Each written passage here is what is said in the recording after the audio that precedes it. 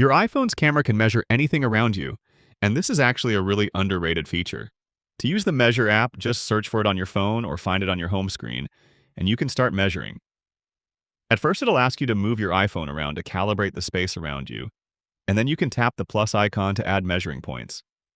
The app uses your iPhone's camera and augmented reality to estimate real-world measurements.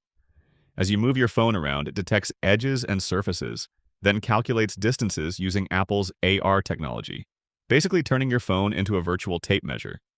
On iPhone Pro models, you'll have LiDAR technology, which makes this app even more accurate. I'm testing this on my iPad. This one has a 10.2-inch display, but if we count in the bezels, it's pretty close to 11 inches. Just like this app says. It's not 100% accurate, but I've noticed it usually is pretty darn close. Another test, this Galaxy phone has a 6.7-inch display and my app is measuring it at 6.5 inches, so pretty accurate. The best thing about the Measure app is that it works for large distances too.